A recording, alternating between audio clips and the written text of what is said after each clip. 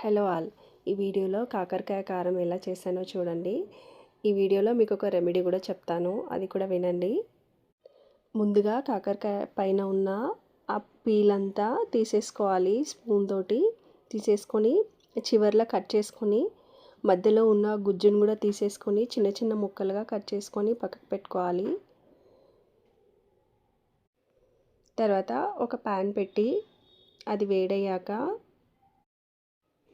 తగినంత ఆయిల్ వేసుకొని ఆయిల్ కాగాక ఇందాక కట్ చేసుకున్న కాకరకాయ ముక్కలు కూడా వేసి వేయించుకోవాలి. ఆ కాకరకాయ ముక్కలు రెడ్ కలర్ వచ్చే వరకు వేయించుకున్న తర్వాత ఒక 2 స్పూన్ పచ్చిశనగపప్పు, 1 స్పూన్ ధనియాలు, 1 స్పూన్ జీలకర్ర, తర్వాత అదే ప్యాన్లో తగినంత చింతపండు కూడా వేసి వేయించుకోవాలి. ఇక్కడ నేను కరివేపాకు మర్చిపోయాను కాబట్టి తర్వాత వేయించుకున్నాను. ఇందులోకే కరివేపాకు కూడా వేసి వేయించుకోవాలి.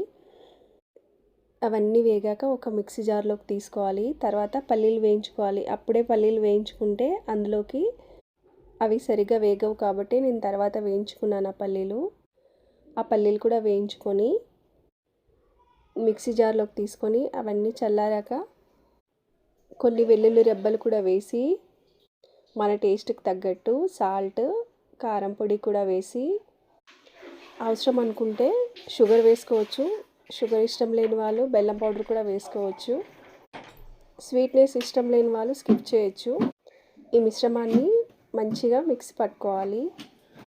దీన్ని వేడివేడి అన్నంలోకి నెయ్యి వేసుకొని తింటే చాలా సూపర్గా ఉంటుంది. నచ్చితే ట్రై చేయండి. మీకు ఒక రెమెడీ చెప్తానన్నాను కదా. చిన్నపిల్లలకి జ్వరం వచ్చినప్పుడు, అంటే పసిపిల్లలకి జ్వరం వచ్చినప్పుడు మనం చాలా బాధపడతాం కదా. అలాంటప్పుడు డాక్టర్కి చూయిస్తూ కూడా శివుడికి అభిషేకం చేయించి ఓం క్లీం అచ్యుతానంత గోవింద అని పిల్లలపై చేయి వేసి జపిస్తూ ఉండాలి. ఇలా చేస్తూ వస్తున్నట్లయితే పిల్లలు ఆరోగ్యంగా ఉంటారు. రెమెడీ విన్నారు కదా. నచ్చితే ట్రై చేయండి. నమ్మకంతో చేయండి. హ్యాపీగా ఉండండి. Thanks for watching.